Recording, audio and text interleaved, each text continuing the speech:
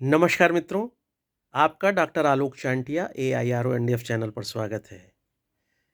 क्या हम आप में से कोई भी व्यक्ति जब सुबह उठता है और रात में जब सोता है, तो क्या इसकी कल्पना भी कर सकता है कि उसका जीवन बिजली के बिना चल सकता है? सबसे बड़ी चीज़ मोबाइल जो आपके हाथ में है, मेरे हाथ में है, या रात में सोते समय पंखा, AC, अगर जाड़ा है तो ब्लोअर, हीटर, अगर आप कपड़े धो रहे हैं तो वॉशिंग मशीन, अगर आप खाना बना रहे हैं तो अवन, मिक्सी, अगर आप खाना ठंडा रखना चाहते हैं, सामान ठंडा रखना चाहते हैं तो फ्रिज, अगर आप अपने के यहाँ इन्वर्टर लगाए हैं तो उसकी चार्ज होने वाली बैटरी। क्या कोई भी ऐसा काम है, अगर इलेक्ट्रिक व्हीकल आप रखे हैं तो उस व्हीकल को चार्ज करना, जिसकी कल्पना आप बिजली के बिना कर सकते हो? बिजली यानी जैसे पानी की ज़रूरत है, जैसे वायु की ज़रूरत है, उतनी ही ज़रूरी चीज़ हो गई है बिजली। 2014 में तो स्थितियाँ ऐसी थीं कि जब देश की सत्ता वर्तमान सरकार के हाथ में आई तो करीब 11,000 गाँवों में तब भी लाइट नहीं पहुँची थी, वो लोग जानते तक नहीं थे लाइट क्या होती है। जहाँ एक तरफ संविधान की सर्वोच्चता थी, उसका प्रस्तावना हम भारत के लोगों की बात करता है, वहीं पर दूसरी तरफ 11,000 गाँव ऐसे थे जिन्होंने जाना ही नहीं बिजली होती क्या है। और ऐसा नहीं है कि हम आप बिजली जानकर बहुत खुश हैं, क्योंकि आप जानते हैं कि हमें या आपको बिजली प्रति यूनिट के हिसाब से हर महीने देनी पड़ती है। लेकिन क्या आप यह जानते हैं कि बिजली विभाग वाले बिजली का बिल कितना देते हैं? और क्या जब बिजली की हमारे देश में कमी है और बिजली हमें खरीदनी पड़ती है, तो उसमें बिजली विभाग वालों को इस तरह के लाभ क्यों मिल रहे हैं? आइए थोड़ा-सा जानते हैं।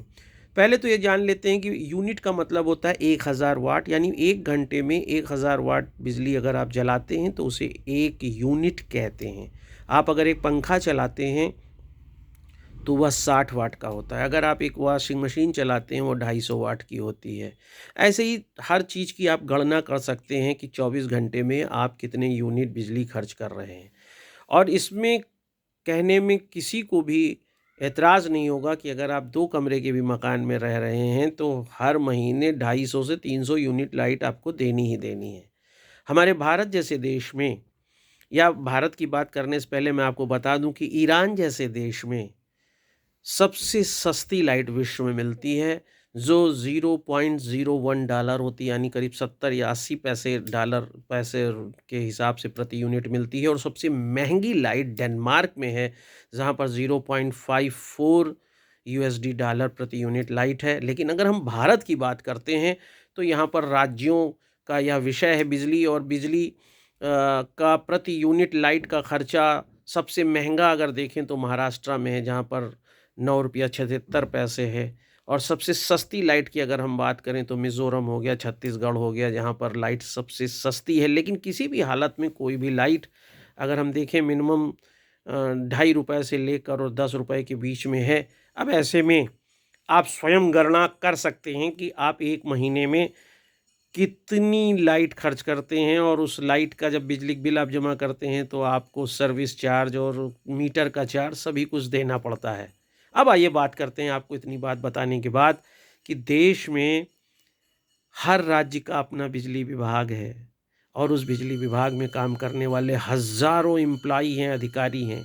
इनको क्या सुविधाएं हैं बिजली की? आपको मालूम है कि बिजली विभाग का जो भी कर्मचारी है, चाहे वह चतुर्थ श्रेणी हो, चाहे वह क्लिपिक हो, या फिर जूनियर इंजीनियर हो, वह कितनी भी लाइट खर्च करे, उससे एक मुश्त ₹260 अपने घर की लाइट के लिए देना है।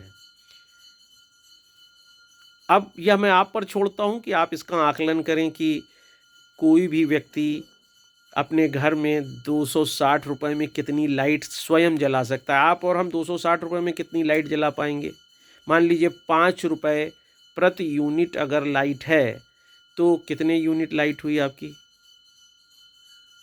52 यूनिट लाइट। आप 52 यूनिट लाइट एक गरीब के घर में भी अब नहीं जलती है। उज्ज्वला योजना और ऊर्जा के अंतर्गत जिस तरह से गांव-गांव में बिजली पहुंचाई गई है, लोगों के घर में टीवी चल रहा है, जो लोगों के घर में लाइट चल रही है, कंप्यूटर, मोबाइल चल रहा है, एक गांव का आदमी भी अब 52 यूनिट नहीं खर्च करता है। और सबसे बड़ी चीज़ ये है कि उसके पास पैसा नहीं है, उसको पैसा भी भारत सरकार के माध्यम से तरह-तरह के माध्यमों से दिया जा रहा है, उसको स्थितियाँ उसकी मजबूत बनाई जा रही हैं। और दूसरी तरफ एक लिपिक, एक चपरासी या जूनियर इंजीनियर लाइट के लिए सिर्फ ₹260 प्रति माह देता है। अगर बिजली विभाग में कोई व्यक्ति अधीक्षण अभियंता है या उप महाप्रबंधक के पद पर है, तो उसे प्रति माह सिर्फ ₹550 देना पड़ता है। और आप जब जानते हैं कि आज भागती दौड़ती दुनिया में प्रदूषण बढ़ चुका है, पर्यावरण के लिए हम संवेदनशील नहीं है, हर आदमी एसी लगाना चाहता है। अब ऐसे में एसी का किराया बिजली का कितना होता है, ये मैं आप पर छोड़ता हूँ, क्योंकि आप कितनी लाइट खर्च करते हैं, ये आप गणना करके देखें। लेकिन ऐसे में एक अधिशासी अभियंता, अधीक्षण अभियंता और उप महाप्रबंधक को सिर्फ ₹550 महीना देना है। केवल एक एसी अगर लगा लिया जाए, पूरा घर अंधेरा रखा जाए, तो भी कितना किराया हो सकता है महीने का, ये आप अंदाज़ा लगा सकते हो। लेकिन अगर आप जीएम हैं, जीएम स्तर के अधिकारी हैं बिजली विभाग में, तो आपको ₹600 प्रति माह सिर्फ देने हैं, भले ही आपके घर में 20 एसी लगे हों।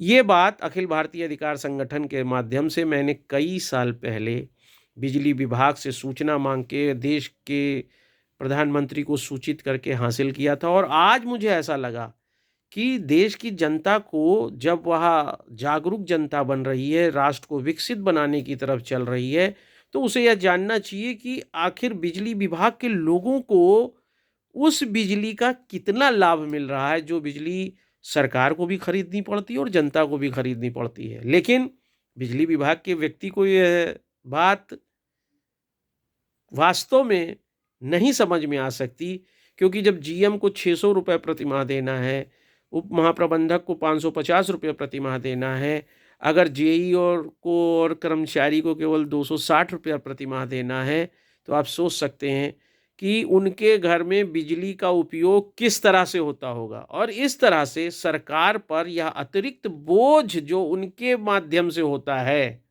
उस बोझ को क्या कम नहीं किया जा सकता है? क्या जब राष्ट्र में सरकारें बिजली को खरीद कर हासिल कर रही हैं, वह उतना उत्पादन नहीं कर पा रही हैं, जनता के पास भरपूर मात्रा में बिजली नहीं दे पा रही हैं, तो क्या ऐसी स्थिति में बिजली विभाग को जो यह बिजली व्यवस्था है, और ख़ास तौर से अगर मैं कहूँ तो वह करीब-करीब मुफ़्त की बिजली व्यवस्था है, वह संवैधानिक नियमों से विरुद्ध है और उस पर सरकार को विचार करना चाहिए। मैं इसलिए इस वीडियो में कह रहा हूँ क्योंकि हो सकता है कि सरकार इस वीडियो के माध्यम से इस पर विचार करे, क्योंकि इससे सरकार अपने बोझ को कम कर सकती है, अपने ऊपर अनियंत्रित बर्डन कम कर सकती है। और जो लोग वेतन पा रहे हैं, सबसे बड़ा यक्ष प्रश्न कि सरकार ने अगर बिजली विभाग के लोगों को अपने के यहाँ नौकरी दिया है, तो उसके अगेंस्ट वह उसका वेतन पा रहे हैं, वह एचआरए पा रहे हैं। तो ऐसी स्थिति में फिर उन्हें बिजली इस तरह से दिए जाने का प्राविधान क्यों?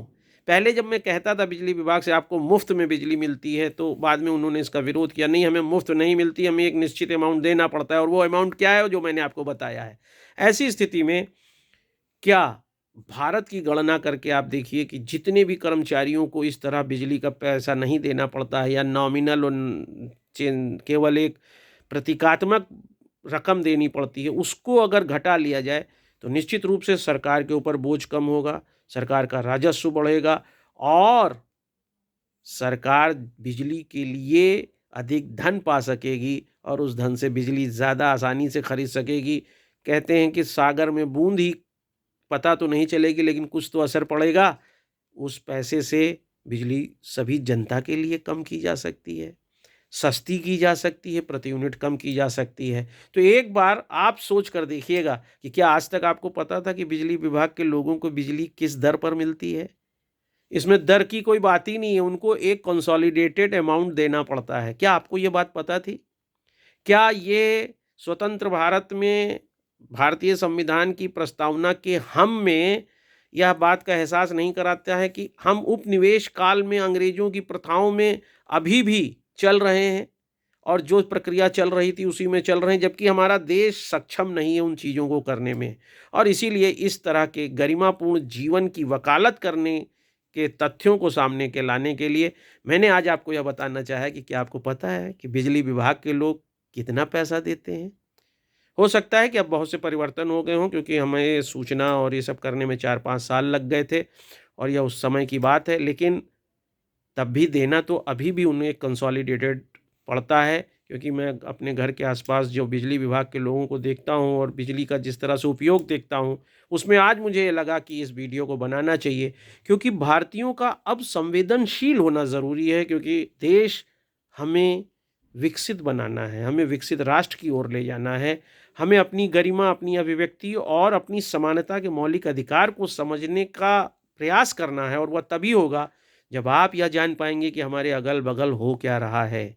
बिजली विभाग के इस बिजली वितरण प्रणाली और बिजली विभाग के कर्मचारियों को इस तरह एक मुश्त अमाउंट देकर, वो भी प्रतीकात्मक अमाउंट देकर बिजली बांटने की प्रक्रिया पे क्या आप कुछ कहना नहीं चाहेंगे?